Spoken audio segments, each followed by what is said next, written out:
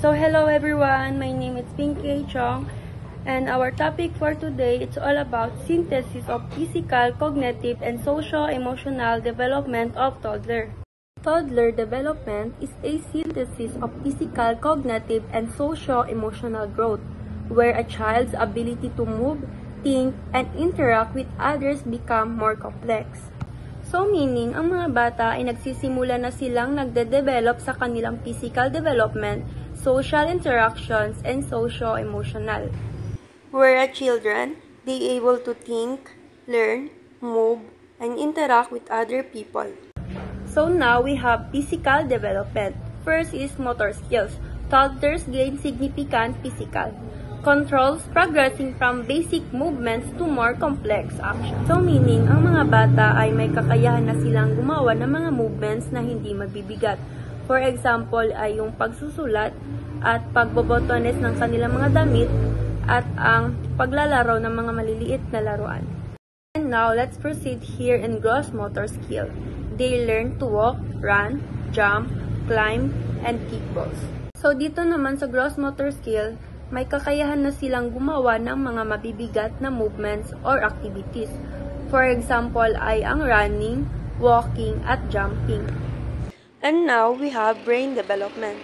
The brain continues to grow, impacting all other areas of development, including motor skills and cognitive function. So dito, hindi lang ang kanilang physical ang nagbabago, pati na rin ang kanilang brain.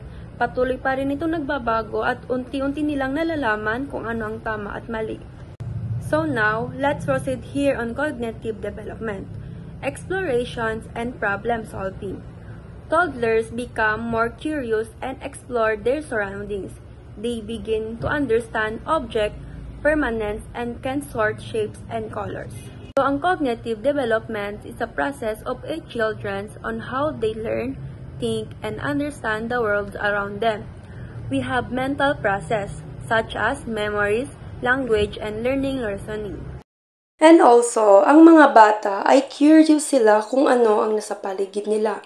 At unti-unti din nilang nalalaman kung ano ang shape at mga colors. At natutunan na din nila mag-solve ng problem gaya ng puzzle at building blocks. Now, let's move on in language. Their ability to use language improves significantly, and they ask many questions and why. So, ang language ay malaking tulong ito upang malaman kung ano ang tinutukoy at ano ang gusto ng bata. At palagi na rin silang nagtatanong kung ano ang kanilang nakikita na hindi nila maintindihan. And now, let's proceed here on imaginations. They start to engage in simple make-believe games. So, ibig sabihin, nag-iisip na rin silang gumawa ng mga imaginations na hindi totoo. For example, ay paglalaro ng bahay-bahayan at ina-apply nila ito sa totoong buhay. Socio-emotional development. So, ang mga bata ay natutunan na nilang paano i-manage ang kanilang emotions, gaya ng pag-iyak, malungkot, magalit, at matakot. So, let's talk about emotional range.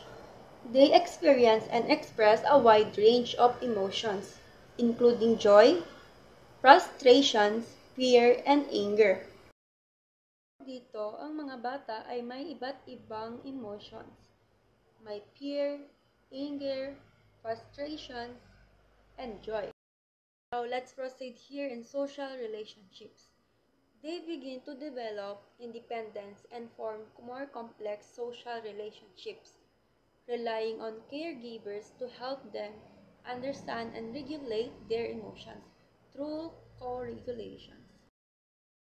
Dito sa social relationship, nakikipag-interact na sila sa ibang tao at independent na sila sa kanilang sarili. Nakakatulong din ito sa kanila upang masabi ang kanilang mabigat na pakiramdam sa mga taong kanilang pinagkakatiwalaan. For example, ang kanilang parents, friends. And now, let's proceed here on emotional management.